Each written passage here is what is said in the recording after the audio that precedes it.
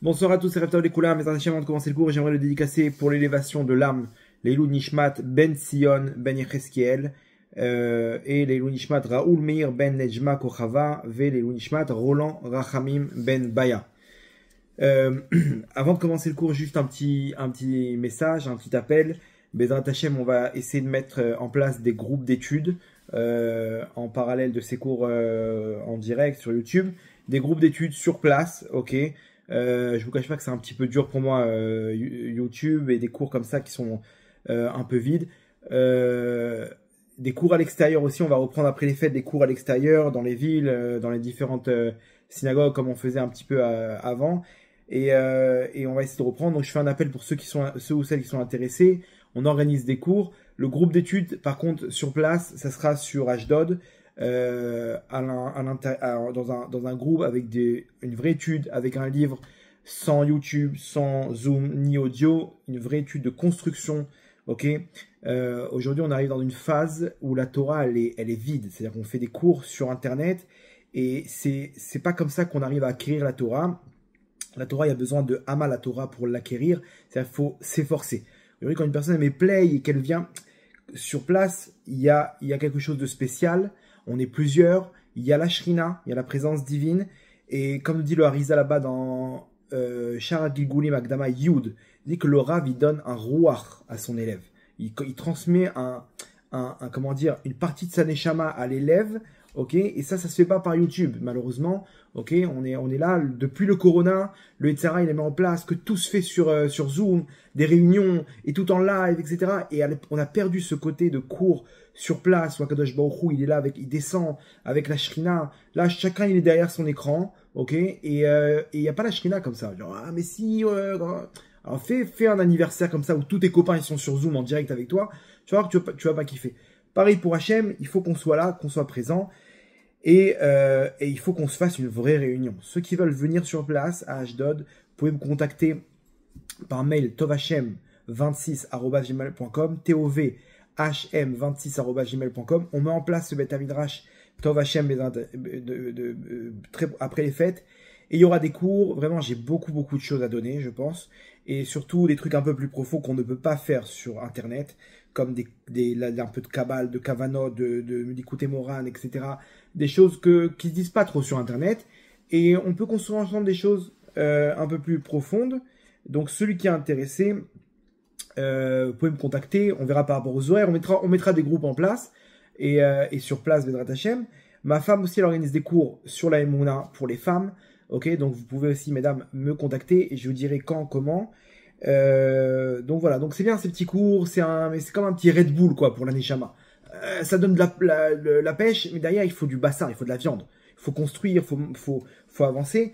Et malheureusement, la Torah, elle s'acquiert par l'effort. Des sages, ils faisaient 3-4 jours de marche pour arriver voir leur rave et recevoir la Torah. Alors qu'ils auraient pu recevoir, c'est bon, ils vont te raconter les élèves comment ça se passe. Non, ça n'a rien à voir. Quand tu écoutes en direct, il y a quelque chose. Quand tu es sur place, il y a quelque chose. Et comme ça, la Torah, elle coule dans nos veines après des cours comme ça.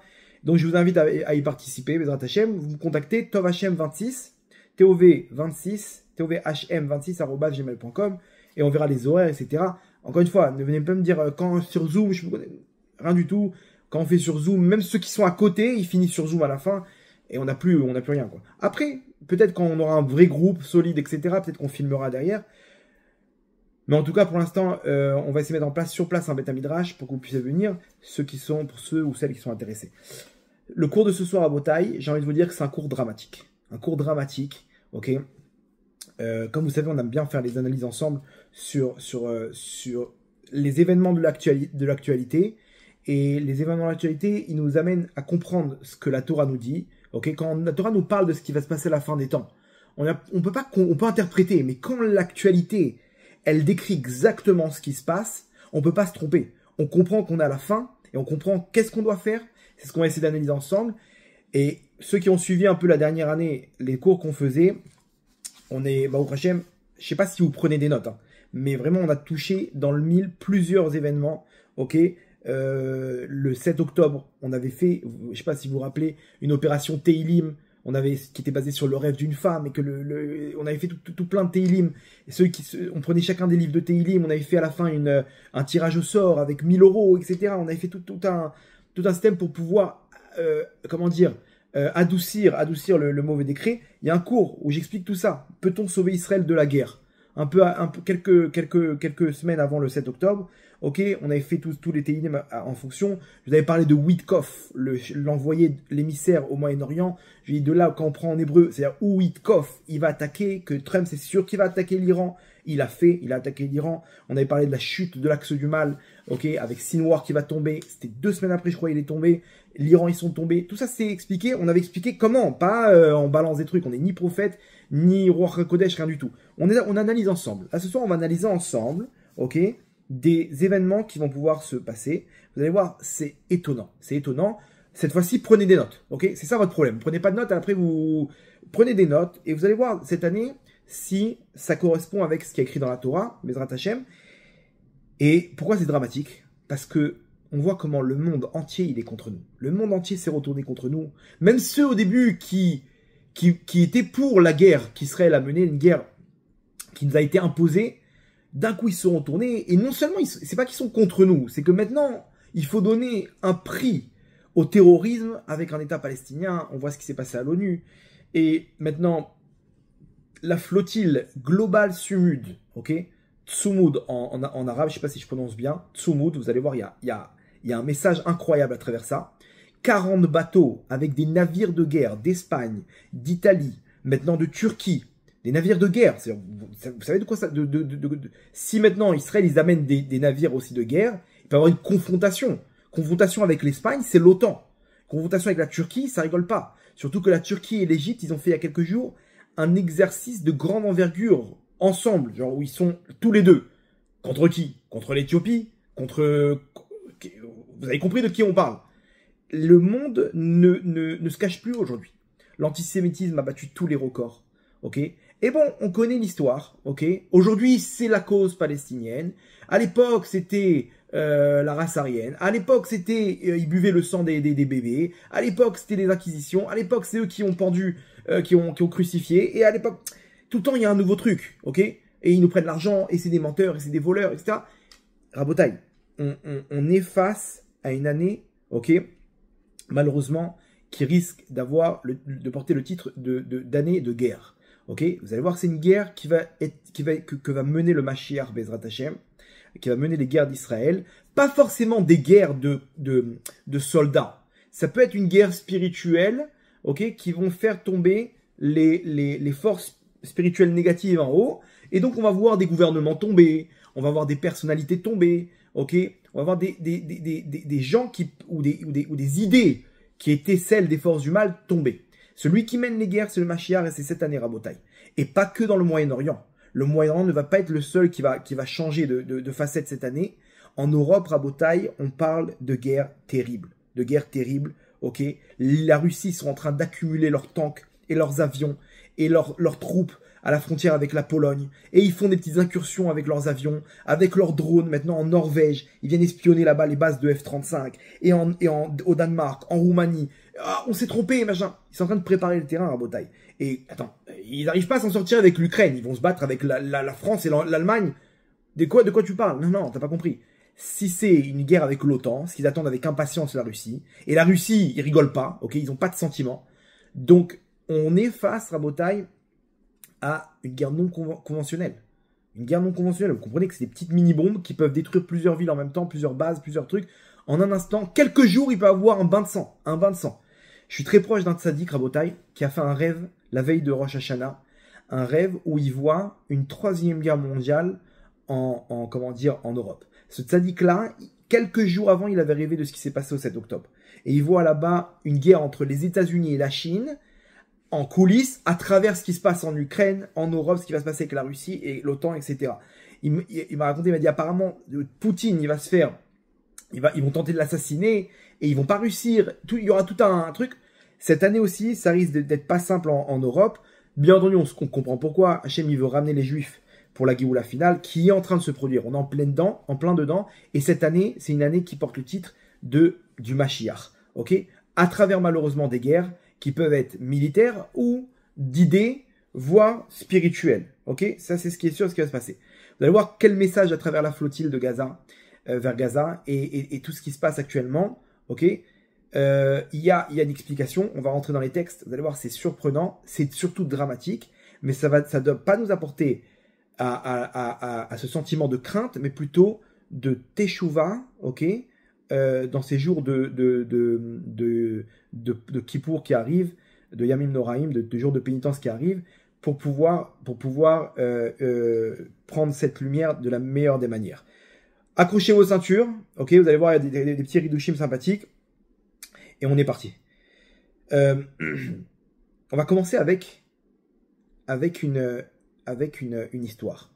Juste avant, je ne sais pas si vous êtes au courant, les États-Unis vont organiser la plus grande réunion de tous les généraux de l'armée. Des armées, là-bas, il y a plusieurs pôles dans l'armée, okay, dont peut-être Trump va participer. Une réunion générale de toute l'armée. Okay, c'est dans les prochains jours. Pourquoi ils vont se réunir? Ils ont des informations qu'on n'a pas. Ils savent très bien quelles sont les menaces, on va dire comme ça. Et s'il faut se réunir tous, c'est que ça risque d'être mondial. Ok? Et on va commencer avec une histoire. Le Rav Ben Sion Moutsafi, un des grands d'Israël d'aujourd'hui, il a marié son petit-fils. Et les fiançailles, c'était début Elul. Ok, il y a un mois. C'était au début du mois d'Elul. Il y a à peu près 5 semaines. Et quand ils sont partis le voir pour lui annoncer qu'après les fêtes, ils vont se marier, le Rav, il leur a donné leur bénédiction, il leur a souhaité bonne chance, etc. Le lendemain, il les recontacte, les mariés, et il leur dit non, vous vous marierez pas après les fêtes, vous vous mariez au mois d'Elul. C'est-à-dire là, dans les prochains jours. Et mais mais comment on fait? L'organisation, les trucs, les Rosh Hashanah, les fêtes en plein milieu, le Shabbat Ratan, comment on organise tout en 3 semaines, 1 mois? Là, on avait 2 mois devant nous, on a les fêtes en plein milieu, venez, on fait ça tranquillement. Et là, il leur dit clairement, regardez, dans la nuit, mon père, donc le père de Rav Moutsafi, c'est le Rav Salman Moutsafi, c'était un des plus grands kabbalistes de la dernière génération. Il dit, mon père, il est venu me voir en rêve. Il m'a dit plusieurs choses, dont une chose, dis-leur de ne pas se marier après les fêtes, parce qu'après les fêtes, avec les guerres, ils ne pourront pas se marier. Écoutez bien le message. Ils ne pourront pas se marier après les fêtes. C'est-à-dire dans les prochains jours qui vont suivre les fêtes, peut-être ça va commencer pendant les fêtes et ça va continuer, ok, ils risquent d'avoir des turbulences. Ok, qu'est-ce que ça veut dire? Des guerres, machin, ça peut être... Mais en tout cas, Rabotai, ils se sont mariés il y a quelques jours. Ils ont pas attendu et ils se sont mariés il y a quelques jours. C'est-à-dire que là, on a un témoignage d'un des grands d'Israël qui nous annonce clairement qu'après les fêtes, ça commence. Après les fêtes, ça commence, Rabotai. Entre parenthèses, j'ai un Rav avec qui je prie pendant les fêtes, un grand kabbaliste. Et il nous a raconté là-bas que ça fait plusieurs fois qu'il fait le rêve où il voit Israël en guerre avec l'Égypte. Et il dit, et Israël en 4 jours, il les termine. 4 jours de guerre, il les termine. Bref, on sait pas qui, quoi, comment, et il se peut qu'il y aura rien du tout. Je vous annonce tout de suite, il se peut qu'il y aura rien du tout. Il se peut que la tchouva du Ham Israël, elle puisse tout adoucir et que ça se passe de la meilleure des manières. Mais en tout cas, s'il se passe quelque chose, sachez que celui qui va mener la guerre, c'est ni plus ni moins que le Mashiach. Ça peut être en présence de lui ou spirituellement qui va mener cette guerre, et vous allez voir pourquoi. L'histoire de la flottille. La flottille, elle porte le nom de Sumud, global Sumud, mondial. C'est quoi ce Sumud? En arabe, c'est Tsumud. Tsumud, je ne sais pas si je le prononce bien ou pas, mais ça veut dire fermeté. C'est-à-dire c'est tenir une position, ok, avec fermeté. Bien entendu, pour la terre de Gaza, de venir les soutenir avec force, avec ferveur, etc. Non, je ne sais pas si vous êtes au courant, mais elle aurait dû arriver, cette flottille, à Rosh Hashanah. Ils devaient débarquer à Gaza au moment où les chefs des nations du monde sont en train de faire leur discours à l'ONU.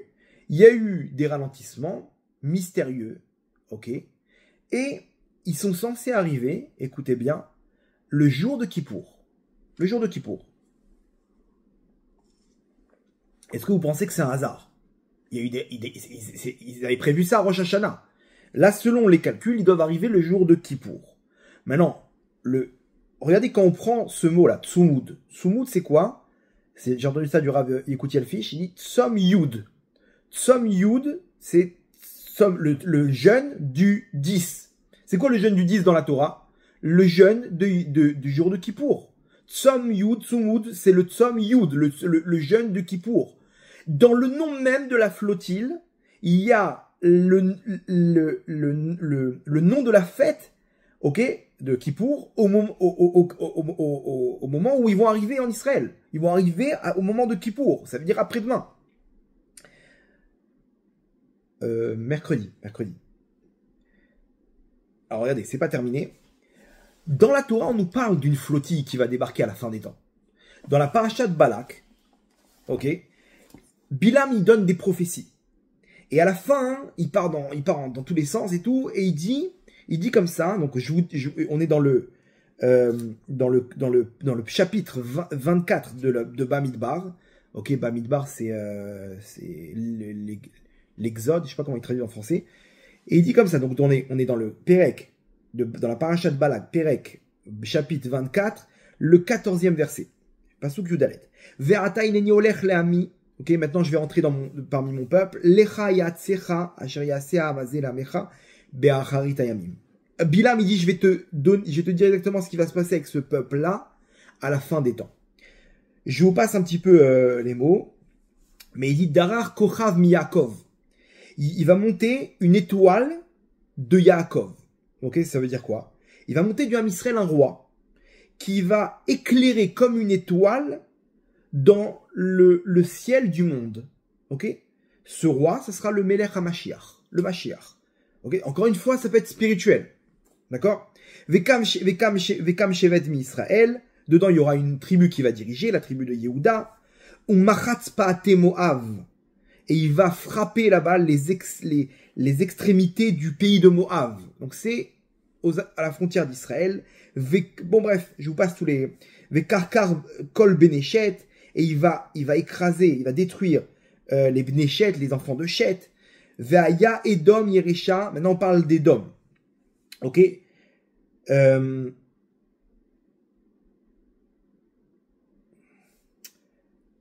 là on nous dit comme ça, Vaïssa Machalo, Vayomar, là-bas Bilam il donne sa prophétie, et il dit, Oi, mi yichye misumo el, malheur à celui des peuples du monde qui va vivre au moment où Dieu va mettre ses décrets.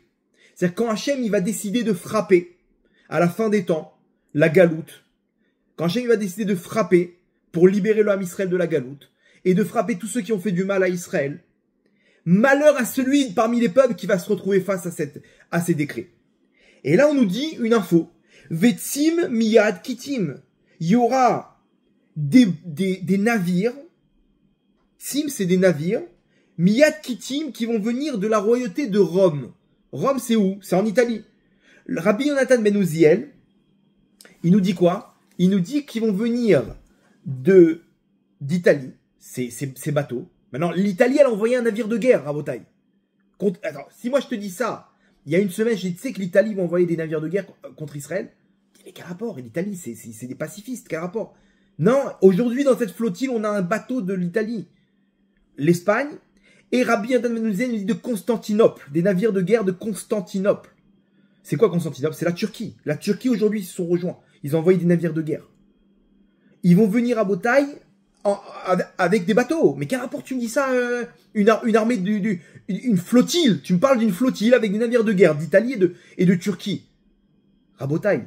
Comment ils appellent cette flottille? Tsim. C'est quoi Tsim? Tzadik même, c'est Tsom. Avec le Yud, ça fait Yud. Tsom Yud. Tsomud, rappelez-vous de Tsomud, Tsom Yud, c'est le jour du jeûne du 10. Du 10 Tishri, c'est Yom Kippour. Donc dans la Torah même, on nous parle de ce Tsomud là, on parle de ce Tsim, Tsom Yud. Et on nous parle que tout ça, ça va arriver à Kippour. Cette flottille, elle arrive à Kippour, à Botaï. C'est pas des blagues, on est en plein dans la prophétie de Bilam. La prophétie qui nous parle de la fin des temps. Qui nous parle qu'Akadosh Baruch Hu, il va frapper les peuples du monde. Voilà l'élément qui nous donne qu'on est dans l'année où Akadosh Baruch Hu, il va frapper les peuples du monde qui se dressent contre Israël. Vous croyez qu'il faut avoir peur de tous ceux qui se réunissent contre nous? Il y a marqué Oy Mirie Misumoel, malheur à celui qui... C'est écrit noir sur blanc, je comprends pas. Comment des gens qui ont lu la Bible, ils peuvent continuer à se battre contre Israël. C'est écrit noir sur blanc, on est dans une année où Akadosh Baruch Hu, il va frapper les peuples qui se dressent contre Israël. Il va, par l'intermédiaire de l'armée israélienne, par l'intermédiaire de catastrophes naturelles, je sais pas, mais Rabotai, on est dans une année où on va voir des choses incroyables. Des choses incroyables. Et qui va faire tout ça? Darar Kochav Miyakov. C'est une lumière, un roi qui va se lever parmi le peuple juif et qui va être une lumière dans le ciel du monde. Qu'est-ce que ça veut dire tout ça? On verra cette année, Rabotai. Mais on rentre dans une année avec des turbulences incroyables. Donc vous inquiétez pas, ici on s'est accroché nos ceintures, mais comprenez qu'on est face à des signes de la Géoula incroyables. On est face à des signes de la Géoula incroyables. Et Rabotai, c'est pas terminé. Donc on a dit que de cet élément-là, de cette flottille là-bas, vers Gaza, Tsumud, Tzom Yud, qui arrivent à Kippour, ce Tsim Miyad Kittim là-bas qui vient de Rome, qui vient de Turquie, etc. On nous dit que cela, juste avant, on dit malheur à celui qui va se retrouver face à Hachem à ce moment-là. Donc Hachem, à ce moment de ce signe, il va frapper. Maintenant, on va dire comme c'est fort. On est dans l'année, depuis Rosh Hashanah, on est rentré dans l'année Tav Shin Pevav. Tav Shin Pevav, c'est cette année-là dans laquelle on rentre, c'est 5786. D'accord? 5786, Tav Shin Pevav. D'accord? 5786. Shin Pevav, normalement, ceux qui ont un minimum de mémoire, ils auraient dû sauter en l'air. Pourquoi? Parce que ça doit nous rappeler la Higueret de Rabbi Shimshon Meostropoli. Rabbi Shimshon Meostropoli, c'est un très grand sadique qui s'est fait tuer, malheureusement, à Shemikom Damo. Et il a interprété les paroles du Harizal qui parlaient de la sortie d'Égypte, comment Akadosh Baruch Hu, il a frappé l'Égypte à travers les 10 plaies, et comment il les a sortis là-bas de les Bnei Israël de la galoute, l'exil d'Égypte. Et il nous dit comme ça, Veine, Mashelaku Mitzrim. Et voici que lorsqu'ils ont été frappés les Égyptiens, Bemitzraïm en Égypte, Esser Makot, les 10 plaies, Ve'alayam Laku Chamishim Makot. Et sur la mer là-bas, à l'ouverture de la mer Rouge, il y a eu 50 plaies. Regardez ce qu'il nous dit. Hachem Shin Pevav. Il y a un nom sacré qui s'appelle Shin Pevav. Donc Hachem, quand il intervient dans ce monde, il intervient par des noms sacrés. Des Shemot Akdoshim. Et il y a pour donner la parnassa, Hachem, il emploie, c'est comme des flux. Ce flux, il porte un nom. Quand on arrive à analyser un petit peu avec des lettres, on arrive à faire des combinaisons, on peut comprendre qu'est-ce qu'Hachem il est en train de faire maintenant. Donc, quand on voit par exemple des Shemot Akdoshim qui correspondent à la Parnassa, on sait que c'est quelque chose qui amène la Parnassa. On peut trouver des fois des allusions. Comme c'est le Shem Yud Lamed Yud par exemple, on sait que c'est quelque chose qui fait monter les étincelles. Il y a plusieurs Shemot qui nous donnent la fonction. Hachem, lorsqu'il a frappé les Égyptiens, il est passé par un flux spirituel qui porte le nom de Shin Pevav. Écoutez bien, Shebo Achaz David Ben Ishai, que c'est par ce flux divin que va passer cette force spirituelle qui est le Mashiach, qui porte le nom de David Ben Ishai. Et David Ben Ishai, c'est la valeur numérique de Shin Pevav. La même valeur numérique, la même gematria que Shin Pevav, c'est-à-dire 386. Ve Hashem Amar Veika. Et Hashem, lorsqu'il a ordonné de frapper, donc l'ordre d'Hachem, il s'est transformé spirituellement. Ok, donc d'abord, ce qu'Hachem il dit, c'est même pas spirituel. Ça s'est transformé spirituellement par ce nom qui s'appelle Shin Pevav, qui porte le nom de David Ben Ishai. Que David Ben Ishai, c'est un personnage, le roi David, qui va naître des années plus tard. Des années plus tard, qui va porter ce nom-là et qui va avoir cette fonction de libérer le Ham Israël. Et qui va frapper aussi les peuples aux alentours pour conquérir la terre d'Israël. C'est avec ça qu'Hachem, donc de là, c'est matérialisé les 10 plaies qui ont frappé les Égyptiens et qui ont permis aux Béné Israël de sortir d'Égypte. C'est-à-dire que quand on rentre dans l'année Tafshin Pevav, le Shin Pevav, il porte en lui une double force, celle de frapper les peuples qui emprisonnent le Ham Israël dans l'exil, dans la galoute, et de libérer par l'intermédiaire de David Ben Ishai, qui est le Mashiach, c'est-à-dire qu'il y a une notion méchichiste dedans, de libérer le Ham Israël. Pour libérer, pour sortir en Géoula, il faut deux choses. Il faut frapper ceux qui nous empêchent de sortir, ceux qui nous asservissent, et de libérer. Si le mec il vient, il libère un otage, il tue tous les terroristes du Hamas, ils font une opération de folie, et après ils s'en vont en hélicoptère. Attends, mais récupère l'otage. Il y a deux, vous avez compris qu'il y a deux notions. Il y a frapper les ennemis, ok? Alors encore une fois, c'est des ennemis spirituels peut-être qui va frapper Hachem, et que en bas, il y aura des scénarios qui seront peut-être pacifistes, mais que l'Am Israël, de là, ils vont se débarrasser de ceux qui leur font du mal. De quelle manière ça peut être des gouvernements qui tombent avec une crise économique, qui font faillite les uns après les autres? Vous savez que la France, elle est au bord de la faillite. Est-ce que vous croyez que ça va les aider, cette histoire d'État palestinien? Alors, je suis prêt à vous parier que cette année, ça sera une des pires pour la France. Ok? Sans rien dire, quoi que ce soit. Vous croyez que l'Angleterre, ils vont s'en sortir? Ils sont en train de se casser la figure à Bretagne. L'Europe est en train de tomber. Vous croyez quoi? S'il y a une guerre avec la Russie, c'est le fruit du hasard? Pourquoi Hachem, il renforce le cœur de Poutine? Non, parce qu'il doit y avoir des règlements de compte de tous ces peuples qui font du mal à Israël, tous ces peuples qui font du mal au peuple élu d'Akadosh Baruch Hu. Et donc, au moment de la Géoula, on arrive à cette notion de sortir en Géoula. Et pour ça, ça va passer par ce Shin Pevav. On est dans l'année Tafshin Pevav. C'est incroyable. On nous dit, il y aura un élément, cette flottille de Gaza qui va nous montrer qu'on est à la fin des temps. Là-bas, il y aura Darar Kochav Miyakov. Il y aura un roi qui va se lever. Ce roi-là, la valeur numérique, c'est Shin Pevav. C'est pas cet intermédiaire-là, ok, qu'Hachem, il va libérer l'homme Israël et qui va frapper ceux qui se dressent contre Israël. Donc le message, il est incroyable. Maintenant regardez comme c'est fort. À partir du nom que porte cette flottille, Tsumud, on comprend qu'il y a un rapport avec le Tzom Yud. Et on te les fait arriver à Kippour. Ok, le Tzom Yud, c'est Kippour, le jeûne du 10. Et on te les fait arriver le jour de Kippour, parce que Hachem te dit, tu vois, là, ce qui est écrit dans la Torah, là-bas, à la fin des temps, vous, de votre côté, vous pouvez faire accélérer tout ça, que ça se passe de la meilleure des manières. Que ça se passe Berachamim. Parce que si ça part dans tous les sens, Rabotai, nous, on peut adoucir tout ça. On peut faire en sorte qu'il y ait le moins de dégâts possible. Et pour ça, Hachem nous montre le doigt sur le Tzom Yud. Rappelez-vous la traduction. C'est fermeté. C'est-à-dire c'est tenir position avec fermeté. Tzom Yud, c'est la tchouva, c'est le jour de Kippour. Lo ayu yamim tovim ke yom kippurim ve tu be'av. Il n'y a pas eu de jour aussi beau pour l'âme Israël que tu be'av et Yom Kippourim. Yom Kippourim, c'est un jour à Botaï, un cadeau pour l'âme Israël, où l'âme Israël, il peut effacer ses fautes complètement. Il peut se reconnecter avec Hachem. C'est une tchouva qui est mitor ahava. C'est plus la tchouva de Rosh Hashanah, où on a peur du Yom Adin, etc. Ça, on passe à la tchouva, mais ahava. Yom Kippour, on est en blanc, on est heureux, on est bien, on est des anges à Botaï. Hachem te dit, c'est ça ce que je veux, mais attention, vous allez la faire avec fermeté.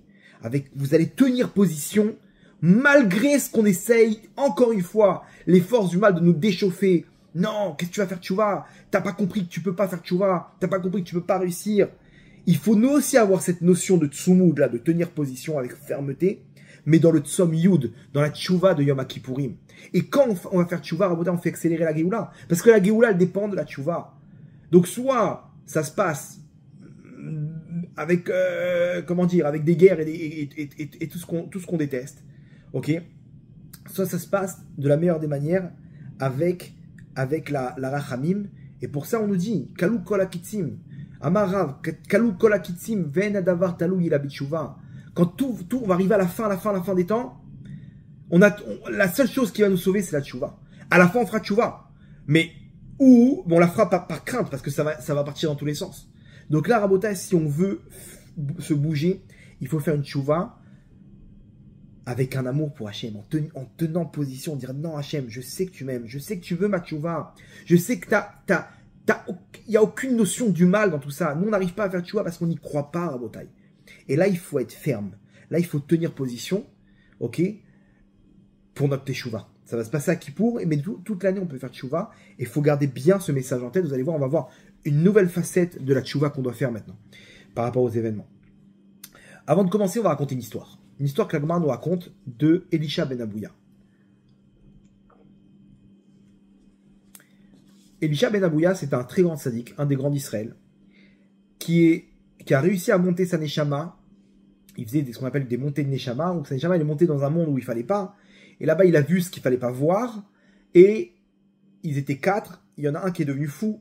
Il y en a un c'était les secrets de la Torah, où là-bas, il y avait plusieurs on va dire, facettes d'Hachem. Donc, il croyait qu'il y avait plusieurs divinités. Il y en a un, il est devenu fou. Il y en a un, il est mort. Sa neshama, elle est restée là-haut. Il y en a un qui a tout abandonné la Torah. C'est ce même Elisha ben Abouya. Et il y en a un qui est sorti intact. C'était Rabbi Akiva. Elisha ben Abouya, c'était le Rav, le maître de Rabbi Meir Balanès. C'était une sommité. Et d'un coup, il a tout abandonné.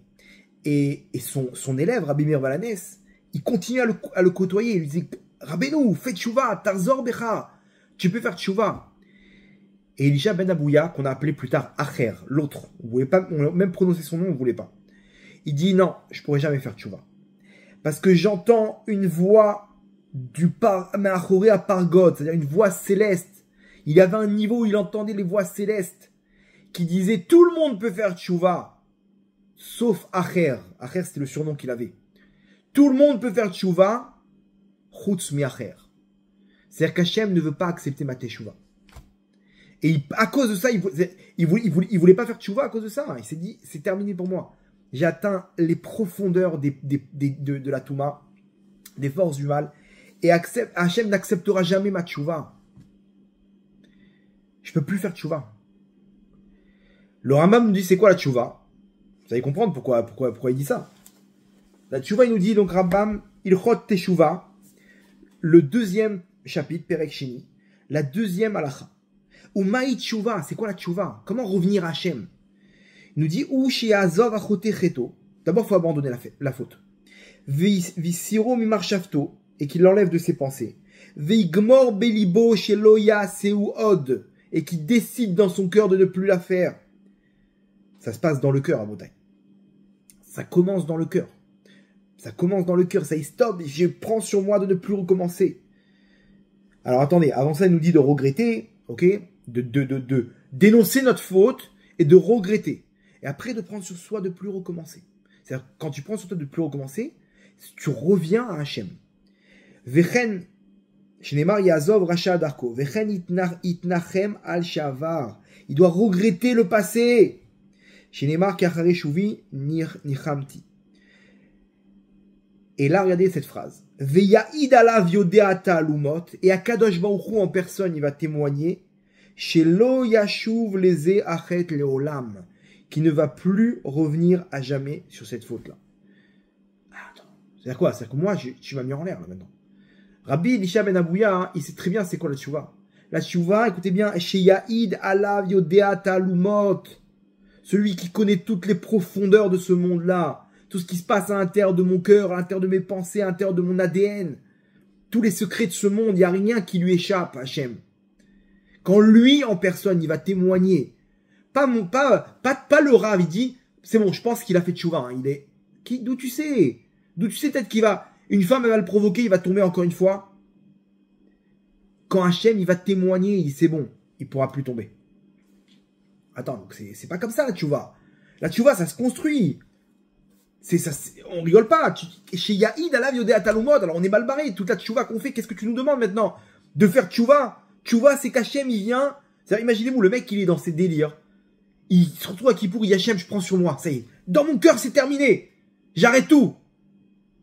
Attends. Est-ce que tu risques de retomber? Je sais pas, je suis fragile, je viens de faire tchouva. Ok, donc t'as pas fait tchouva. Mais attends, mais 2 secondes, tu me dis de faire tchouva. Je fais tchouva. De quoi ça dépend?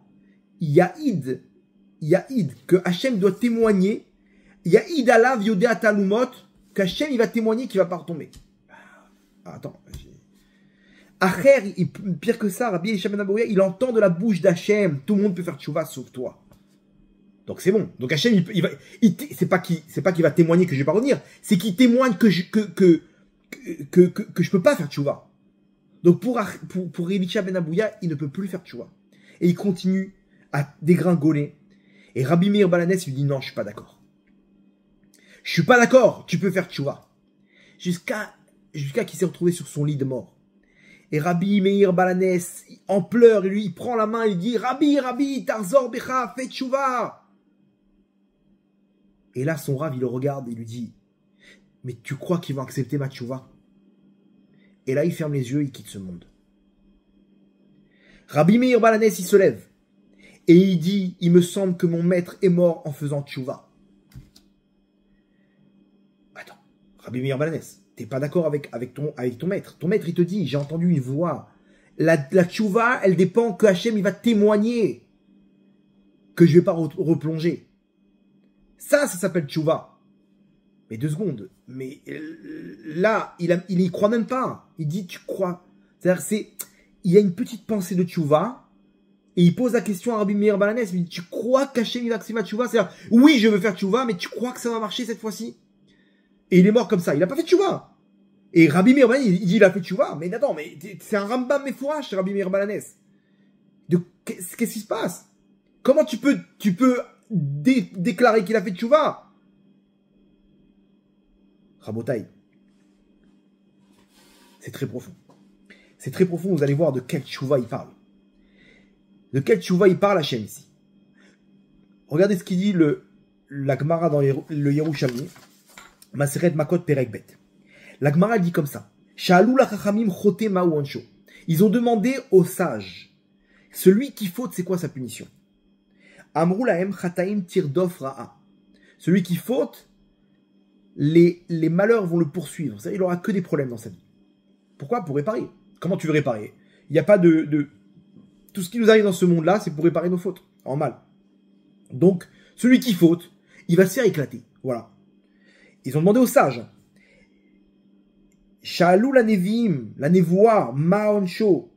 Ils ont demandé à la prophétie. C'est-à-dire que là, on n'est pas dans ce monde-là. Les chachamim, c'est ceux qui voient dans ce monde-là. On analyse ce monde-là. On voit que quelqu'un qui faute, à la fin, il se fait éclater.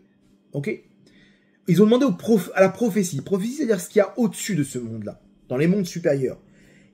Dis-moi, qu'est-ce qui répare quelqu'un qui faute? Ma'oncho, c'est quoi sa punition? A nefesh achote itamut. Il va mourir. Celui qui faute, à la fin, il va mourir. Pourquoi? Parce que eux, ils voient qu'en haut, la kapara, c'est la mort. La mort d'une personne, elle va nettoyer la neshama de toutes les fautes et il va arriver au Gan Eden.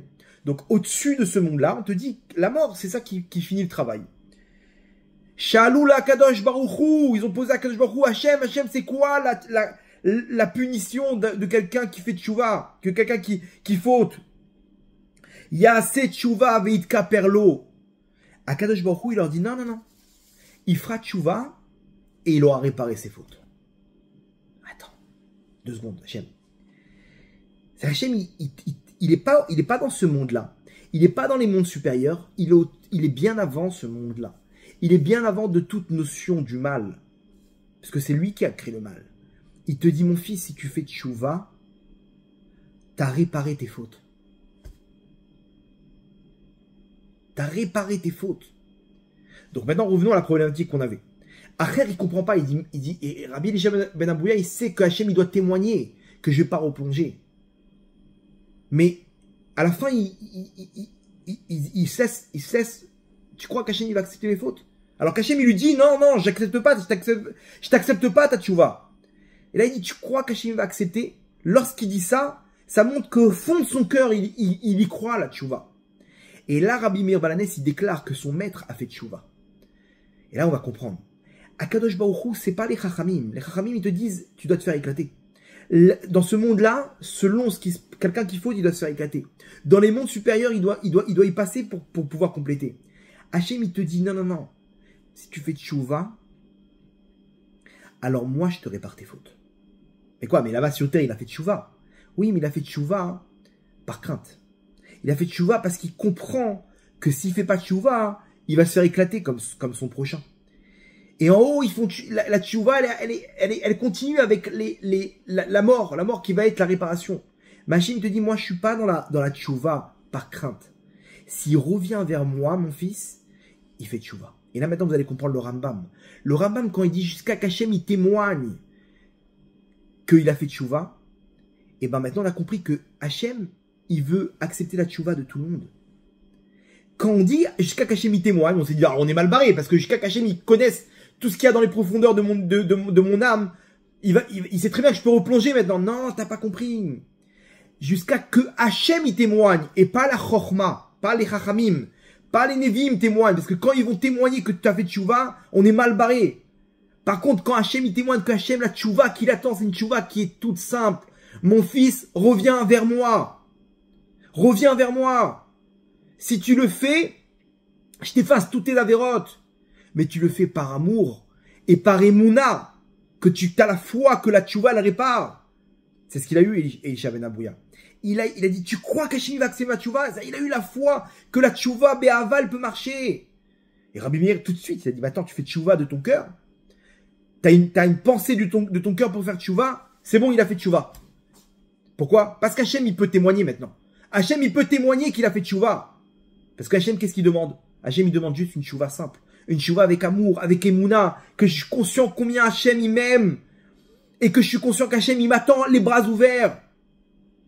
Et donc, quand je fais tchouva, tout de suite, Hachem, il me récupère. Donc, vous comprenez qu'en fait, le Rambam, ce qu'il dit, c'est pas qu'il a aggravé la situation en disant, jusqu'à qu'Hachem, il témoigne. Alors là, laisse tomber. Non, jusqu'à qu'Hachem, il témoigne. Et pas ce qu'il y a dans ce monde-là. Ni les sages, ni les prophètes. Ni ce qu'il y a dans ce monde-là, ni ce qu'il y a dans les mondes supérieurs. Ce qu'il y a bien avant ce monde-là. Et Rabotai, la tchouva, il a été créé bien avant ce monde-là. C'est-à-dire que la tchouva, elle est hors du temps. Elle est hors du mal. La tchouva, c'est une alliance entre le Ham Israël et Hachem. Chaque fois que le Ham Israël faudra, en faisant tchouva, comme il faut avec Hachem, pas une tchouva avec la sagesse ou avec la névoie, d'avoir peur de la mort ou d'avoir peur de se faire massacrer. Non, une tchouva où Hachem en personne, il témoigne. Hachem, il dit, c'est bon, il a fait tchouva. C'est bon, moi je te dis, je sais ce qu'il y a à l'intérieur de son cœur. Et qui n'aime pas Hachem dans son cœur? C'est cette force qu'on doit utiliser, Rabotai. Cette tchouva me'ava. Et il faut insister. Parce que maintenant, vous allez me dire, attends 2 secondes. Mais Hachem lui-même en personne, il a dit à Elisha Ben Abouya qu'il ne veut pas l'accepter. Oui, parce qu'Hachem, il ne voulait pas de sa tchouva par crainte. Hachem, il ne voulait pas, maintenant qu'il passe à se faire massacrer et réparer toutes les fautes qu'il a fait, toutes les délires dans lesquels il s'est glissé là-bas, tout ce qu'il a fait comme avérote, les millions d'avérotes qu'il a fait, Elisha Ben Abouya, pour réparer. Si tu pars du principe que Hachem, il va devoir me réparer, je vais devoir passer par des réparations, par des jeûnes, par des galères dans ce monde-là, Hachem, il veut pas de ta tchouva. Je veux pas de ta tchouva. Je veux que tu fasses une tchouva, mais ava, ça, c'est ce que j'attends de toi, mon tzaddik. Fais tchouva, mais ava. Et nos sages nous disent que si Rabbi Elisha Ben Abouya, il avait fait tchouva, il aurait été le Mashiach. Pourquoi? Parce que il aurait créé ce pont pour la première fois où quelqu'un, on le repousse et il fait tchouva avec fermeté. Il garde sa position, il dit non, ça n'existe pas qu'Hachem, il veut pas de ma tchouva. Hachem, il attend ça avec impatience.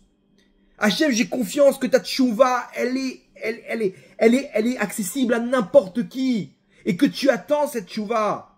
Même si Hachem en personne, il te dit qu'il veut pas de cette tchouva, oui, c'est du bluff. Il veut pas de la tchouva par crainte. Oui, c'est pas du bluff, c'est vrai. Parce qu'il sait très bien que maintenant, je vais y passer. Je vais devoir passer en triple accident de la route pour pouvoir réparer toutes ses fautes. Hachem, il veut pas, il me veut dans ce monde-là. Donc, Rabbi Elisha Ben Abouya, il aurait pu être le premier, ou malgré qu'il entend cette foi qui lui dit, je veux pas ta tchouva, de dire non, je vais quand même faire tchouva. Et là, il aurait créé un pont nouveau dans ce monde-là. Un flux spirituel, où tout le Ham Israël, grâce à lui, il aurait pu faire tchouva par amour pour Hachem. Et donc, il y aurait eu la Géoula. Il aurait été lui-même le Mashiach. Il aurait été lui-même le Mashiach à Botaï. Donc, regardez, cette flottille, elle porte le nom de Tsumud, qui veut dire fermeté, tenir position avec fermeté. C'est ça la tchouva qu'on va faire. C'est quand on entend une voix qui nous dit arrête, tu vas te faire scalper maintenant, regarde comment tu vas réparer, regarde le nombre de fautes que tu as, regarde, tu crois Hachem, il va t'accepter après tout ce que tu as fait. Il faut être têtu à Botaï. Et il faut faire cette tchouva, faut venir avec du toupet. Avec du toupet de dire Hachem, je sais que tu m'aimes. Je viens faire tchouva. Je viens dans tes bras. Ça, c'est une vraie tchouva. Et ça, c'est la tchouva que Hachem, il témoigne. Que Hachem, il dit, il y a assez de tchouva avec Caperlo. Donc, c'est une tchouva avec le cœur. C'est ça ce qu'il a fait. Il a fait une tchouva avec le cœur, Rabbi Elisha ben Abouya. Donc Rabbi Meir Balanes. Pour lui, c'est évident qu'il a fait tchouva. Pour lui, c'est évident que son maître il a été sauvé. Mais il n'a même pas fait tchouva encore. Mais on s'en fiche de tous les éléments de tchouva. Et les tikkunim, et les jeunes. On s'en fiche. Attends, il n'a même pas fait Yom Kippourim. Dans son cœur, il a fait tchouva. Ça suffit. Il y croyait. Il a eu de la émouna. Il n'a pas abandonné. Il a cru encore. Ça marche. Pour Rabbi Meir Balanes, il nous montre ça marche. Et il est rentré au Gan Eden, Rabbi Elisha ben Abouya. Il est rentré au Gan Eden. Il a dû réparer là-bas quelques fautes, etc. Machin, mais il est rentré au Gan Eden. Hachem, il a accepté sa tchouva avec le cœur à Botaï. Vous vous rendez pas compte du chidouche. Tchouva mitor ahava. T'as pas besoin de passer par toutes les réparations. T'as pas besoin de passer par toutes les galères du monde. Tu changes toutes les fautes en mérite, en bonnes actions. Ça vient du cœur, c'est ce qu'on appelle Hirouré à lèvres. Et ça a été créé, la tchouva, elle a été créée bien avant le monde, bien avant la notion du mal. Le mal, il a été créé dans ce monde-là, bien avant la notion du temps, de l'espace, de tout ce qu'on connaît aujourd'hui. Nous, quand on réfléchit dans toutes ces notions-là. Donc on se dit, tu crois qu'Hachem, il va accepter ma tchouva, mais arrête tout ça. Sors de ce monde, élève-toi de ce monde-là, élève-toi au-dessus du temps, et fais tchouva, la vraie tchouva mitor hava, où tu te reconnectes avec Hachem. Hachem, il te dit, ne réfléchis pas dans ce monde-là, avec ta chorma, avec ta névoie, parce que là-bas, t'es mal barré. Fais tchouva avec moi, au-dessus de tout ça, bien avant que ce monde existait, que les Nishamot, elles étaient à l'intérieur d'Hachem. Là-bas, Kadosh Baruch Hu, il a créé la tchouva. Là-bas, Kadosh Baruch Hu, il a fait un pacte avec nous, en nous disant, ne vous inquiétez pas, je vais vous mettre dans un monde, ça va être terrible. Mais vous pouvez, à n'importe quel moment, si vous utilisez votre cœur et votre émouna, revenir à cet instant-là, avant la création de ce monde, et vous reconnecter avec moi. Cette notion s'appelle la Teshuvah Rabotai.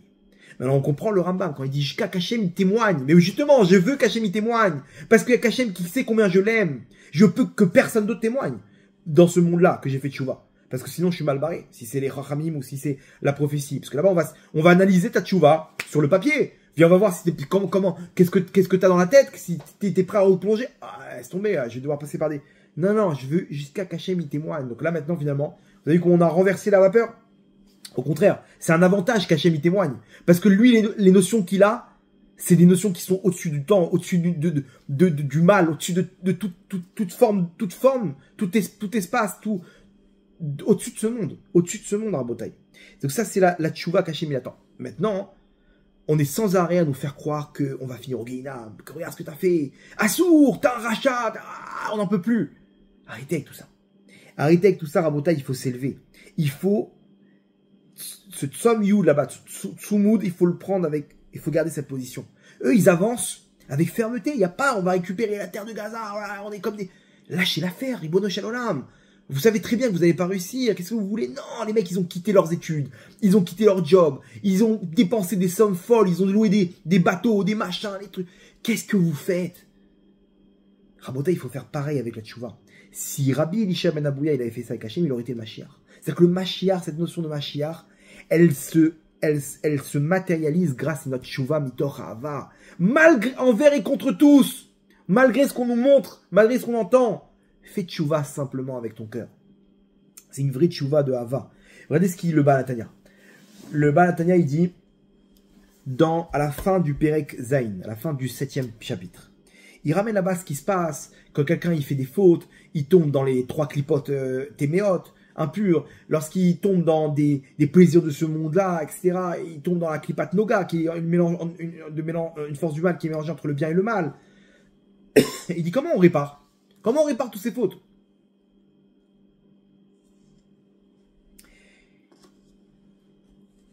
Il dit Ve'en olim misham, on ne peut sortir de là-bas ad kiyavo yomam jusqu'à la mort.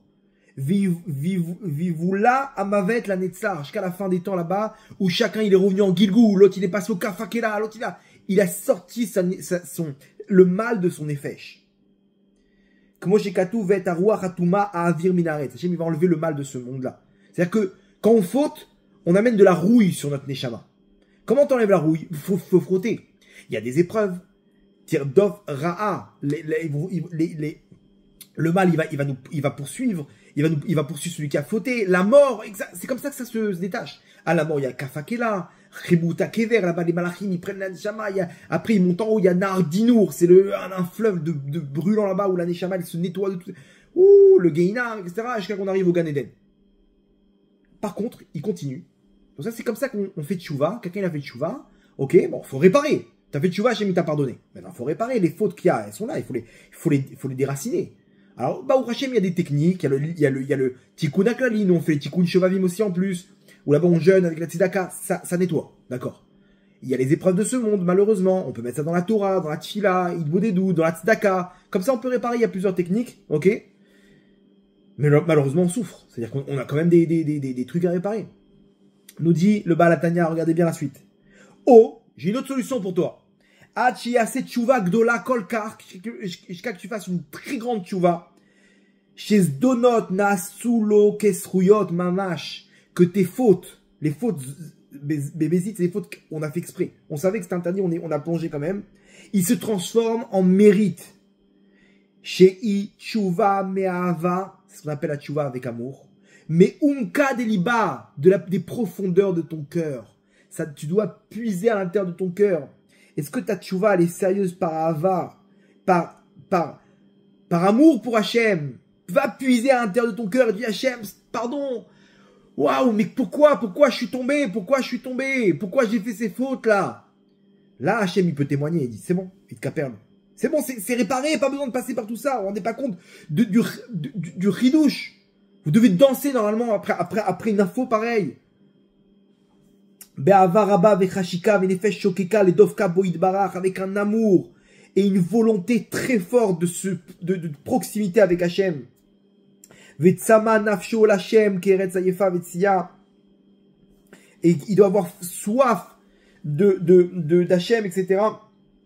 À ce moment-là, il se sépare des forces du mal, ok? Et tout de suite, non seulement, c'est pas qu'il répare ses fautes, c'est que ses fautes, elles deviennent des mérites. Ses fautes, elles se transforment.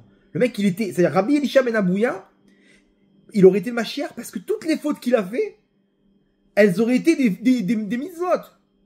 En plus des mitzvot qu'il avait avant de tomber. Donc il aurait été la sommité suprême du Ham Israël. Il est encore en train de je sais pas, avec des femmes et le cheval pendant Shabbat. De quoi tu parles? Lui, le Mashiach. Rabotai, on aura des grosses surprises. Il y a des gens qu'on est sûr dans ce monde-là, c'est des savates, c'est des serpillères. À la Géoula, on va dire, mais quoi, mais c'est pas possible. Mais comment lui, il arrive à ce niveau-là? Comment il arrive? Mais quoi, mais tu rigoles. Toutes les fautes qu'il avait, il a pleuré à Hachem d'amour pour lui.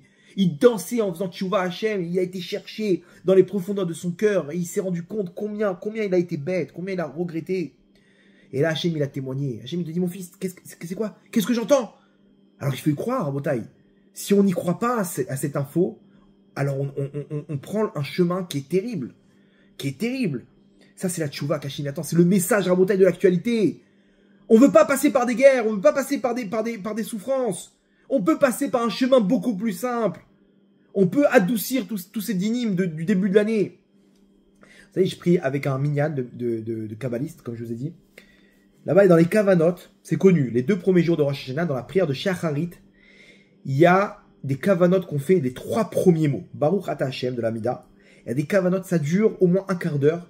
Ce qui s'appelle les kavanot du Rio. Rio, c'est ce qu'on fait pour nettoyer la shrina des forces, des dinim, des forces du mal, et l'élever jusqu'au kécher là-bas du kéter des tfilines. Bref, c'est très compliqué. Et c'est connu, Rabotai, ok, que c'est hyper dur. Des kavanotes que ton cerveau, il est bloqué. Et là-bas, tous, le premier jour, ils disent, laisse tomber, c'était impossible. Pourquoi? Parce qu'il y a tellement de forces du mal que ils te laissent pas à faire les kavanotes. Le deuxième jour, c'est un peu plus cool. Mais généralement, les kabbalistes, ils peuvent vous dire, selon les kavanotes qu'ils font dans la tfila, ils peuvent vous dire si ça va être une année qui est dure ou pas. Et là-bas, ils disaient, c'était très dur. C'était très dur. C'est-à-dire qu'en gros, c'est une année où il faut adoucir. Grave.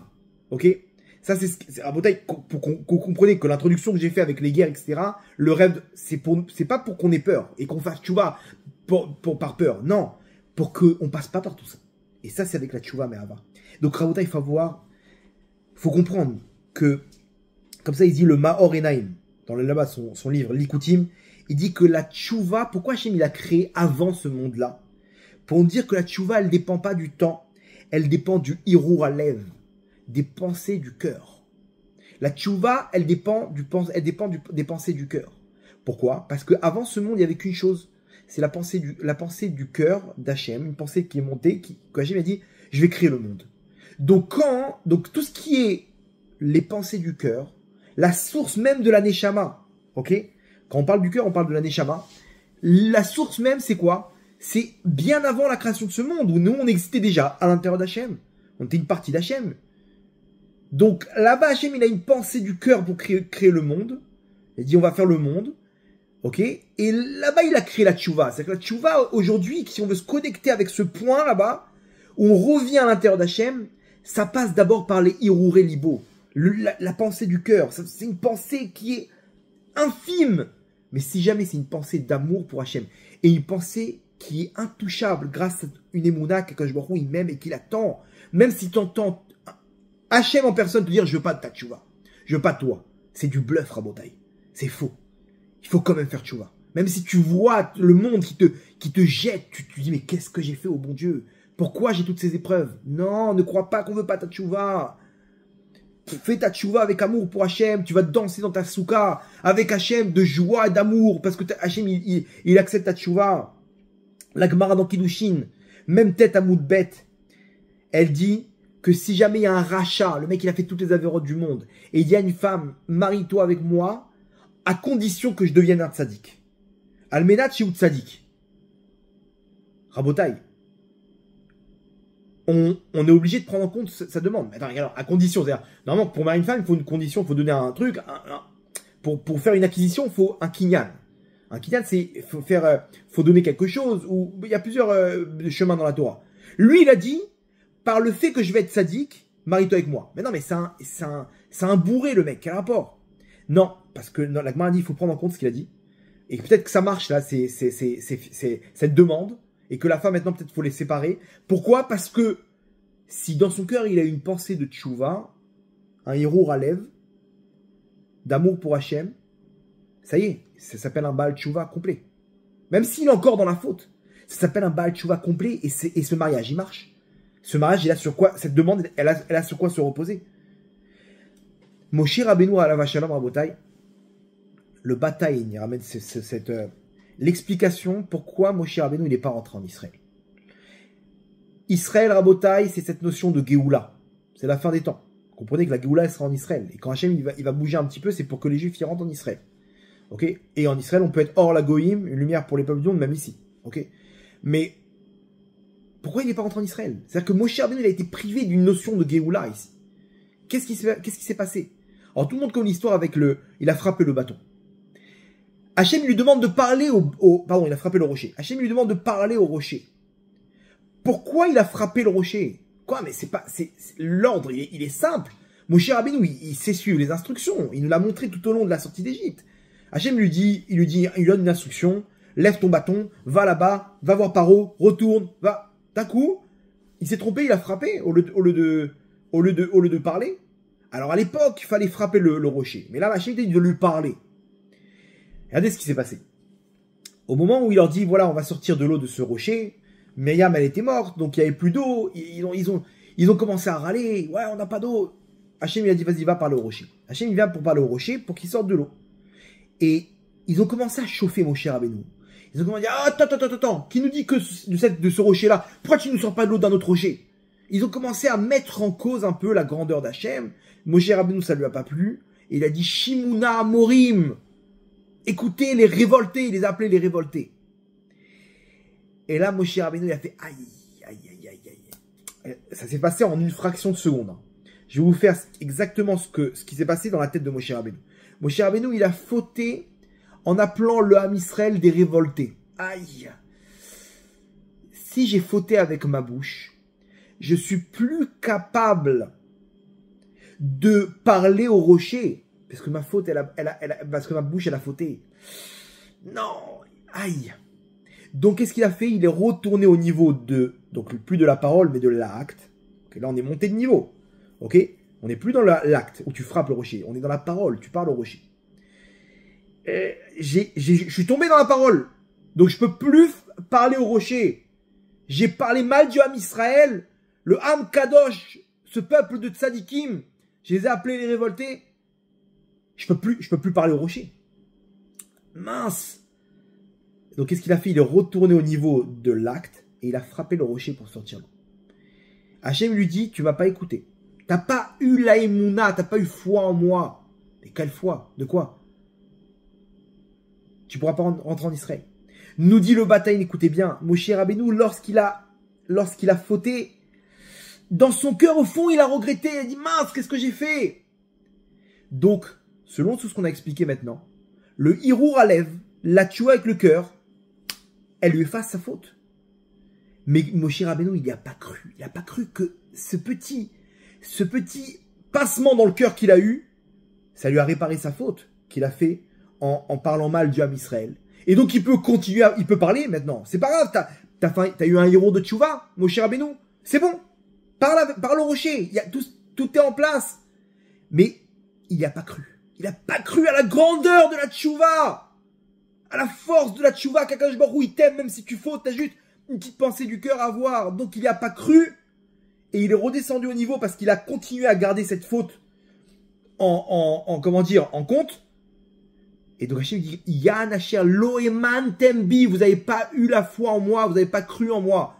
Mais cru de quoi? Cru en la force de la tchouva. Donc tu peux pas rentrer en Israël, Moshe Rabbeinu. Tu devras utiliser le chemin classique de réparation où tu vas devoir rester en dehors d'Israël. Israël, cette notion de Géoula, c'est une notion de Emouna. Une notion de Emouna Rabotai, où tu dois faire confiance que Akadosh Baruch Hu, il a un amour pour toi énorme. Et ça doit se répercuter par une tchouva mitor havar. Une tchouva, on revient à Hachem par amour pour lui. Combien il m'aime, combien il m'attend avec impatience. Un petit picotement dans le cœur de regret, ça suffit, Rabotai. Bien entendu, il faut faire après une vraie tchouva. Faut arrêter la faute, faut regretter, etc. Mais déjà, ça suffit, ça. Est-ce qu'on y croit, Rabotai, à cette force de la tchouva? Bah maintenant, on a compris comment ça marche. Ça, c'est la tchouva mitor emuna. C'est ça ce qu'Hachem il attend. Il faut pas lâcher l'affaire, Rabotai. Même si tu te dis, t'entends une voix qui dit, arrête, tu ne me dis pas que t'as fait tchouva avec ça. Oui, ça suffit. J'ai fait tchouva. J'ai eu ce petit regret dans mon cœur. Mais regarde ce que t'as fait. Ouais, t'as raison. Non, il faut que t'y crois, mon tzaddik. Il faut que t'y crois, ma tzaddika. C'était ça la faute de Moshe Rabbeinu. Il n'a pas cru en la force de la tchouva. C'est cette tchouva qu'on doit faire descendre dans le monde, Rabotai. C'est ça le chidouche du cours de ce soir. C'est ce message, une tchouva accessible à n'importe quelle personne, tant qu'il est dans ce monde-là. On peut employer, ça c'est les événements de ce monde qui nous le ramènent. À nous de le faire, Rabotai, avec fermeté, tenir tête. Non, c'est oui une tchouva. Oui, j'ai eu cette pensée dans le cœur. Et Rabotai, il faut savoir une chose, que cette génération, la mission de cette génération, c'est la Emouna. Vous savez, le Hachem Akadosh, il ramène là-bas dans la parasha de Shemot. Il ramène que tout ce qu'on faisait on descend dans les mondes inférieurs pour aller chercher des étincelles. Et lorsqu'on a fini de récupérer les étincelles, on décroche en parallèle le monde de la Gdusha. C'est-à-dire que d'abord, il y a -1. Après -1, on décroche le 1. Le premier niveau de Gdusha. Après -2, 2. -3. En Égypte, on était au -49. Au 49 degrés d'impureté. Niveau d'impureté. Encore un petit peu, on serait rentré dans le 50e degré d'impureté. Et là, on n'aurait pas pu. À jamais, on serait resté coincé là-bas. Ce qui s'est passé, c'est qu'Hachem, à ce moment-là, il nous a sortis d'Égypte. Et il nous a réuni les dernières étincelles. Et donc, on a décroché le 49 degrés de Gdusha, qui est la Torah. Une fois qu'on a reçu la Torah, on est descendu dans le 50e degré d'impureté. Attends, tu m'as dit qu'on peut plus sortir. Non, si t'as pas décroché le 49 degrés de Gdusha, t'as pas la Torah avec toi, tu peux pas rentrer là-bas. Le Shomer Emunim nous dit, c'est quoi la mission, l'épreuve qu'il y avait dans le 49e degré de Touma? C'est l'idolâtrie. L'idolâtrie, c'est ce qui passait. Nos ancêtres, ils étaient idolâtres là-bas en Égypte, et ils ont réussi à sortir de là, ils ont réussi à récupérer la Torah. La Torah qui nous parle d'un Dieu unique. D'accord. Dans le monde universel. Un message universel. Avec la Torah, on peut descendre dans le 50e degré. Le 50e degré, c'est l'athéisme. La kfirut, l'athéisme. L'athéisme, c'est qu'il n'y a pas de Dieu. Et il y a des nouvelles technologies, on te montre, voilà, carbone 14, machin, les trucs. Bien qu'aujourd'hui, on voit que la Torah, elle prouve tous ces trucs-là. Ok, la technologie, elle arrive aux mêmes conclusions que la Torah. Bref. L'athéisme, c'est encore pire. Pourquoi? Parce que l'idolâtrie, je suis croyant en un Dieu, mais je me suis trompé, je croyais que c'était Bouddha. D'accord? Là, je dis qu'il n'y en a pas de Dieu. C'est encore plus fort sur le plan de l'impureté que l'idolâtrie. Pour ça, la force qu'on doit utiliser, donc on a la Emouna pour contrer ça, mais la force qu'on doit utiliser pour sortir de ça, c'est la Emouna. Et à ce moment-là, pourquoi la Emouna? Parce que la Emouna te dit, même si tes yeux te montrent quelque chose, même si tes oreilles te font entendre quelque chose, on te montre, regarde le carbone 14, il te prouve que ça a des millions d'années ce monde-là. Alors laisse tomber, mets ta Torah à la poubelle. Non, j'ai confiance en Hachem. J'ai la Emouna. Et aujourd'hui, le carbone 14, la technique du carbone 14, vous savez qu'elle a été rejetée par les scientifiques. Ça y est, ils ont mis ça de côté, ils sont arrivés à la conclusion que c'était faussé. Il y a plein de trucs. Allez voir le cours qu'on a fait Torah et Sciences. Bon, sur internet, vous pourrez trouver plein de cours qui vous montrent comment on arrive finalement aux mêmes conclusions. Mais il faut avoir la Emouna. Il y a des Gilgoulim, il y a des trucs. Tout ce qui se passe en ce monde-là, il n'y a pas d'erreur. Tout est à sa place. Ah ouais, mais lui, ce petit bébé qui est parti. Non, c'est des Gilgoulim. Il y a des. Alors, il y a les secrets de la Torah qui nous montrent comment ça marche. Ok? Mais il faut avoir la Emouna, Rabotai. C'est la Emouna, le tikkun de ce 50e degré d'impureté dans lequel on est. Et si on y arrive, on décroche le 50e degré et le dernier de la Gdusha, c'est la Géoula. Rabotai, on y est. Et ce qu'on a besoin maintenant, c'est une tchouva avec la Emouna. Une tchouva où t'as la Emouna. Et t'es sûr qu'Akadosh Baruch Hu, il va te pardonner. Pourquoi? Parce qu'il t'aime. Mais toi, tu dois te connecter à cette lumière. Comment? Avec des hirouré à lèvres, avec ta tchouva mitor à lèvres, ta tchouva qui vient du cœur. Et pour ça, il faut avoir la Emouna. Rabotai, la Emouna, c'est ce qu'on attend maintenant. On est dans une régénération où on est sans arrêt en train de voir notre intérêt. On veut avoir des preuves. On veut trouver notre intérêt pour faire les choses. Fais confiance à Hachem. Saute dans les bras d'Hachem. Un saut de l'ange. Hachem te dit, je te promets, je vais te récupérer, mon fils. Hachem, il nous dit, à la fin des temps, il va nous récupérer. C'est écrit dans tous les prophètes. Tu y crois à ce que tu lis ou pas? On est à la fin des temps, à Botaï, à la fin, ça va bien se passer. À la fin, tout va bien se passer. Mais il faut y croire, il faut avoir la Emouna. Et ça va faire très peur à Botaï. Ça va faire très peur, ça secoue. Le 7 octobre, ça a secoué. Mais pire que ça, nous ça nous dit qu'on va arriver à des notions, il y aura des faux meshichim. Il y aura des gens qu'on croyait c'est Mashiach, c'est pas possible. Sheker à Botaï, Sheker Gamour, faux Mashiach. On nous annonce qu'il y aura des épreuves à la fin des temps où on va te montrer, lui c'est le Mashiach. Et on va te dire, non, il a changé une virgule dans la Torah. C'est pas lui. Mais attends, mais regarde ce qu'il fait, tu rigoles ou quoi? Moi, j'ai la Emouna en une seule chose, en Hachem. En rien d'autre. Et sa Torah. S'il y a écrit dans la Torah, s'il y a un truc qui contredit la Torah, c'est où? C'est pas ça. Oui, mais attends, mais je t'explique. S'il y a un truc qui transgresse une virgule du Shulchan Aruch, c'est pas ça. Et on va arriver à des trucs, Rabotai, des lumières énormes. Il y aura un petit pet comme ça. Et ça, il n'y aura que ceux qui auront la Emouna qui pourront le voir. Les autres, ils vont tomber dans le panneau. Et quand ils vont apprendre que c'est pas ça, ils vont dire, oh non, mais comment on abandonne tout? La moindre épreuve, les gens, ils abandonnent tout. Mais elle est où la Emouna, Rabotai? Tenez bon, on est à la fin, là, on est à la fin. Il y a justement un des raves là-bas de là où je prie. Son bras droit, il m'a raconté une histoire. Bon, je vais masquer un petit peu les détails pour pas qu'on comprenne de quoi il s'agit. Ok, au cas où il y en a qui ont des infos. Mais il y a une femme à Tel Aviv, multimillionnaire. Et elle a perdu... il y a eu une histoire d'argent avec son beau-fils. Son beau-fils, il a pris la fille de cette femme, multimillionnaire, et il s'est barré avec elle. Il a dit, tu verras plus ta fille, tu verras plus tes enfants. Elle sait pas quoi faire, et elle essaie de parler, rien à faire, ça fait 5 ans cette histoire. Jusqu'à qu'elle a pris un inspecteur, et elle a compris il était parti voir un rave qui avait fait un sortilège à sa fille. Un kishouf, ça s'appelle. Une sorcellerie. Et elle s'est fait manger le cerveau, elle est coincée là-bas, elle veut plus voir sa mère, etc. Un petit truc. Rabota, il y a des trucs aujourd'hui, les gens, ils perdent leur Olam Haba à cause de ces bêtises. Ils perdent leur Olam Haba à aller voir des rabbanim qui prennent des cadenas, qui séparent les couples, Hachem Irachem, ce qui se passe, Rabota, avec ces trucs-là. Les gens, ils ont perdu ce monde-là et leur monde futur. Bref, qu'est-ce qu'il dit? Ok, je vais aller voir des rabbanim. Je vais aller voir des rabbanim qui vont m'aider à sortir de tous ces trucs-là. Et ce Rav-là, il fait ce qu'on appelle la Kabbalah Maasite. Déconseillé Rabotai, ne vous approchez pas de près comme de loin de tout ce qui est Kabbalah Maasite, de faire des actions spirituelles pour casser des sortilèges, etc. Il y a plus de dégâts qu'autre chose. Et il me raconte que son Rav, ils sont partis voir un autre Rav là-bas dans la vieille ville, que lui c'est l'expert en Kabbalah Maasite. Cette femme, elle lui a dit, écoute bien, tu fais ce que tu veux, tu me dis le prix que ça coûte, ok?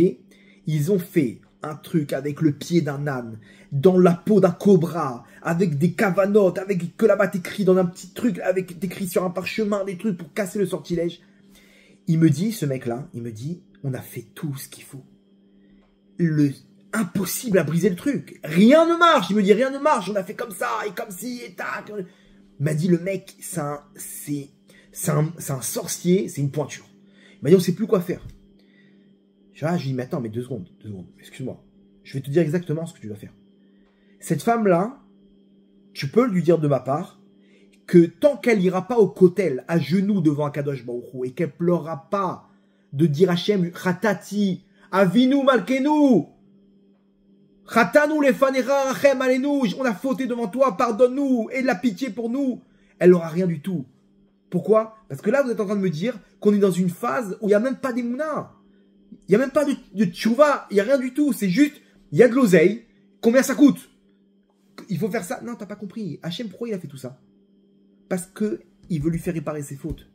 Et il attend une chose, qu'elle lève les yeux vers le ciel et qu'elle pleure. Mais elle, comme elle a de l'argent, ok, donc elle utilise des rabbinim, des sorciers, des psychologues et des machins et des inspecteurs. Et ça, elle envoie des enveloppes dans tous les sens. T'as pas compris, maintenant à Kippour, elle doit se mettre à genoux devant Akadosh Baruch Hu. Akadosh Baruch Hu, il lui fait ça pourquoi? Pour qu'elle se rapproche de lui. Pas pour lui, pas pour la punir, pas pour un du tout. Il faut que tu lui dises à cette femme-là qu'elle fait tchouva avec Emouna. Akadosh Baruch Hu, il attend ses larmes. Il faut qu'elle revienne à Hachem, c'est tout, point. Il n'y a pas d'autre solution. Et là, d'un coup, sa fille, elle va revenir. D'un coup, sa fille, elle va revenir. Petite action comme ça, sympathique, et sa fille, elle va revenir. J'ai eu le cas comme ça avec une histoire à Botaï. Une femme, elle devait aller voir un sorcier, elle devait mettre une somme très très grande. Très très grande, pourquoi? Pour qu'il puisse avoir un retour de son fils à la maison, etc., qui était parti aussi. Une histoire terrible. Elle m'a dit, on avait fait un cours à Ashkelon. Ok, j'avais parlé de la force du pidyon nefesh. Elle m'a dit, vous pouvez faire un pidyon nefesh et je vous donne exactement la somme que j'aurais dû donner. Une somme énorme. Je lui dis, ok, cette somme-là, elle sera distribuée à des veuves et des orphelins. On a pris, c'était juste avant Pessah.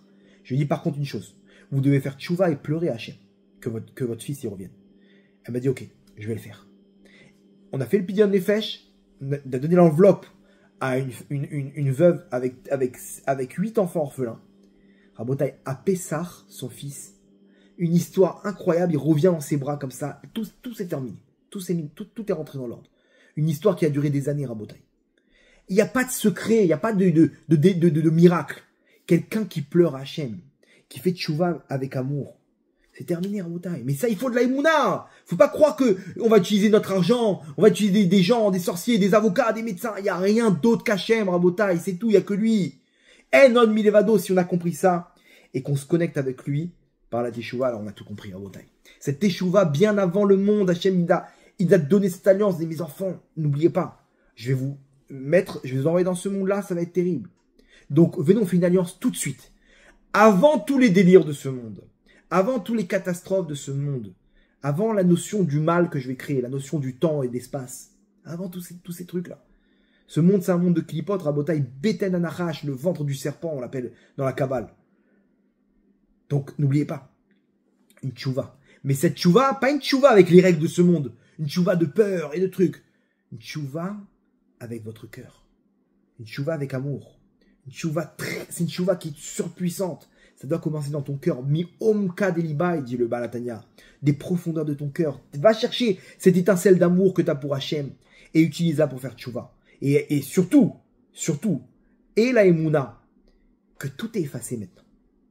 Akadosh Baruch Hu, il peut témoigner, il peut te dire, c'est mon fils, c'est bon, je sais ce que tu as dans ton cœur. Ne rentre pas dans le manque d'emuna de, non, tu crois peut-être que je vais donner peut-être 1000 € à la tzedaka pour, non, arrête, c'est bon, c'est terminé. Si tu n'y crois pas, alors il faut utiliser le chemin classique. Là, il faut y croire. Après, on fera tchouva, on fera les tikkunim, on fera ce qu'il faut pour faire une tchouva en profondeur. Il y a plusieurs couches dans la tchouva. Mais déjà, ça suffit. C'est bon. Ça suffit. Et c'est ça quand on dit que tout l'âme Israël fera tchouva. Ah, on est mal barré. Non.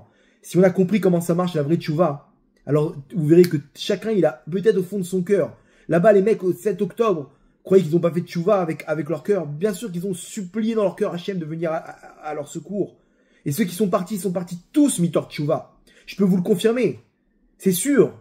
Ils sont partis au Ganéen mitor tchouva. Ils n'ont pas eu besoin de faire le vidouille et le machin. Pourquoi? Parce qu'au fond, lorsqu'ils ont vu arriver les terroristes, ils ont eu cette petite pointe d'amour pour Hachem, au secours Hachem, il n'y a que toi qui peux m'aider. Et personne d'autre. C'est bon, ça suffit. Ça suffit. Ça marche, ils ont fait tchouva. Ces gens-là, ils ont fait tchouva. Ils sont tous au Gan Eden aujourd'hui, rien, pas besoin de réparer. Ah, ils n'ont pas revenu en Gilgoul, il y en avait, c'était des cas. Rien du tout. Ils sont tous au Gan Eden, ils ont tous réparé. Pourquoi? Parce que c'est tchouva, mais à 20. C'est tous les avérotes, ils sont transformés en mérite. Donc il n'y a plus rien à réparer. Que tu veux réparer quoi, là? Il n'y a plus rien à réparer. La rouille se transforme en diamant. Vous comprenez? Donc ça, c'est l'alliance. Cette chouva et là, et banim, chouvavi, imagine, revenez vers moi. Revenez vers moi. C'est possible. Comment on fait Hachem? On revient à toi, c'est-à-dire jusqu'à le point avant ce monde-là. Exactement. Vous pouvez avec votre cœur. Et ça, c'est le Tzom Yud Rabotai. C'est Kippour, c'est ce qu'Hachem il attend. C'est le message de ce soir. On va terminer avec une petite histoire Rabotai. L'histoire de Rav Shlomo Karlibar. L'histoire de Rav Shlomo Karlibar. Alav Shalom. C'était un grand Rav très spécial, avec un amour pour l'âme Israël comme jamais. Un jour, il était dans l'avion et il faisait mincha là-bas, avec ses élèves et tout, et il voit une femme avec son livre en train de pleurer et pleurer et pleurer. Il dit, ma fille, pourquoi tu pleures? Pourquoi tu pleures? Il dit, parce que il m'arrive une histoire terrible. J'ai rencontré l'amour de ma vie. Ça fait quelques semaines qu'on est ensemble. Et je veux me convertir parce qu'il est juif. Ok? Et j'ai commencé, machin, etc. Mes parents, ils veulent pas entendre parler de judaïsme. Ils m'ont dit, tu te convertis, on te raye de notre famille. Mais d'un autre côté, les parents de mon futur mari, ok, ils veulent pas comment dire, ils veulent une vraie juive, ils veulent pas comment dire, d'une convertie. Il dit non, arrête, ne t'approche pas des goïms, etc. Attends, si elle se convertit, machin, donc là on s'est séparés, je sais pas quoi faire, etc. Donnez-moi un conseil, Kvodarav, donnez-moi un conseil. Bon, le Rav, il lui donne le numéro de ton fiancé. Donne-moi le numéro de ton ami, je vais lui parler. Il lui parle, il dit, est-ce que tu l'aimes, etc. Mais bien sûr, Rav, moi je veux me marier avec elle. C'est la femme de ma vie, mes parents ils veulent rien entendre. Ses parents ils veulent rien entendre, qu'est-ce qu'on fait? Il dit, écoute, laisse-moi parler à tes parents. Donne-moi le numéro de tes parents, je vais venir leur parler, machin, etc. Et il arrive à parler à leurs parents. Il dit, mais quoi, mais cette fille-là, moi je la prends sous mon aile. Moi je m'occupe qu'elle se convertisse. C'est une fille qui a des qualités, machin. Maintenant, il appelle les parents de la fille. Il dit, vous savez ce qui est écrit dans la Torah? Il écrit, tu respecteras ton père et ta mère. Vous savez ce qui va se passer quand vous serez en maison de retraite? Vos enfants, ils vont attendre que vous quittiez ce monde pour prendre votre héritage. Dans la Torah, c'est faux. Il y a un respect du père, il y a un respect de la mère, machin. Acceptez au moins de rencontrer les parents. Bon, bref, ils acceptent une rencontre. Ils acceptent une rencontre des parents de se voir. Le Rav, il est là, il est présent. Le couple, il est présent. Et le père de la fille, il rentre. Il regarde le père du garçon. Ils se regardent les deux dans les yeux. Pendant 10 secondes, mais 10 secondes éternelles. Et le père de la fille lui dit, Chimi, c'est toi? L'autre en face, il a les larmes aux yeux, il lui dit, oui, c'est moi. Réhouven, c'est toi, mon frère? Il dit oui. Et les deux, ils se prennent dans les bras et ils pleurent en sanglots, sans s'arrêter. Le Rav, il regarde, mais qu'est-ce qui se passe? C'est quoi? Vous êtes des frères? Non, il pleure. Il dit, c'est bon, tout est arrangé. Ils vont se marier. Il dit, mais quoi? Mais c'est quoi le problème? Et ils racontent leur histoire en Botaï. Ils racontent, il dit, tous les deux, on était à la Yeshiva de Slavotka, en Europe, avant la Deuxième Guerre mondiale. On étudiait Chavruta ensemble, la Gemara. On était comme des frères. Et un jour, on était tellement heureux, lui et moi. On kiffait dans la Gemara, dans l'étude de la Torah, comme deux frères. Je lui ai dit, Chimi, si t'as une fille ou un garçon et truc, on les mariera ensemble ou pas? Il dit, ouais, qui mieux que toi? On se connaît, on s'aime, toi et moi. On est comme des frères. On va marier nos enfants ensemble. Ok, tape dans la main. Ils se sont serrés la main. Ils ont fait un pacte. Ils ont fait une alliance. Malheureusement, il y a eu la Shoah. Et il y a eu 2 cas de figure. Il y en a un qui est resté juif. Mais il ne veut plus s'approcher des goïms. Les goïms, ils sont dangereux. Donc, même pas en rêve. Cette fille-là, elle est non juive, ne t'approche pas d'elle. Si elle se convertit, on verra. Mais les goïms, laisse tomber. Laisse tomber. Après ce qu'ils ont fait à Israël, à la Shoah, on peut faire confiance en personne. Ils ont tous planté un couteau dans le dos en Europe avant la Deuxième Guerre mondiale. Même en France, en Ukraine, dans tous les pays. Ça y est. On ne veut pas entendre parler de cette fille. Et l'autre, il a eu l'effet d'abandonner complètement la religion. Complètement la religion. Alors sa fille, sa femme, elle était juive, mais c'était en mode, on veut plus entendre parler du judaïsme. Donc elle, quand elle parle de judaïsme, non, ne nous rende pas ça maintenant. On veut fuir tout ça. Et là, ils se sont rendus compte qu'en fait, mais regarde comment Hachem, il a fait en sorte que notre pacte, il a tenu, et que quelle est la probabilité qu'ils se rencontrent, nos enfants? Et là, il a vu même celui qui avait abandonné la Torah, il a compris combien Hachem il est grand et combien Hachem il n'a pas abandonné. Il était en train de pleurer dans les bras du Rav. Rav, Hachem il accepte ma tchouva. Hachem il peut accepter ma tchouva. Il dit, regarde comment Hachem il t'aime. Il te montre combien ta parole elle est importante. Il te fait en sorte que ce que tu as dit à ton copain, ça se réalise. Vas-y, fais tchouva. Et il a fait tchouva. Et tout s'arrange alors, ils sont mariés, etc. Regardez comment Hachem il a organisé tout le scénario, Rabotai. Maintenant, de cette histoire, on ressort un autre message. C'est que eux, ils ont fait un pacte avant la guerre. Ce pacte-là, regardez comment Hachem, il a tenu le pacte, malgré la Shoah qu'il y a eu. Les deux, ils sont sortis indemnes. Les deux, ils ont monté une famille. Et Hachem, il a fait la rencontre entre les deux. Entre leurs enfants. Parce qu'ils ont fait un pacte. Avant toute cette guerre. Hachem, pareil, Rabotai, avant la création de ce monde, et toutes les épreuves de ce monde, et tout le mal, tous les galères de ce monde, Rabotai, toutes les guerres, Hachem, il a passé un pacte avec nous. Ce pacte, il s'appelle la tchouva. Il dit, mes enfants, on va se marier ensemble. On va se marier ensemble. À la fin, on va se retrouver. Mais ce pacte-là, il s'appelle la tchouva. Et Hachem, il a fait bien avant tout le mal. Et après, Hachem, il a créé le monde. On s'est retrouvés là, on s'est retrouvés. Et on va sortir de là, Bezrat Hachem, indemne. Et là, on va se remarier. Là, il y aura le mariage. Parce que ce pacte, il a été fait bien avant, tout ça. Ça, c'est la tchouva, Rabotai. Et lorsqu'il y a la tchouva, il y a la Géoula. On est en plein dedans, Rabotai.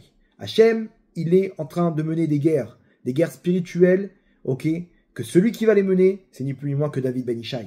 On est en plein dans cette année, et vous allez voir des choses incroyables. Mais à nous de nous ranger dans cette armée, Rabotai. Et comment le faire aujourd'hui, on a compris. Tsumud.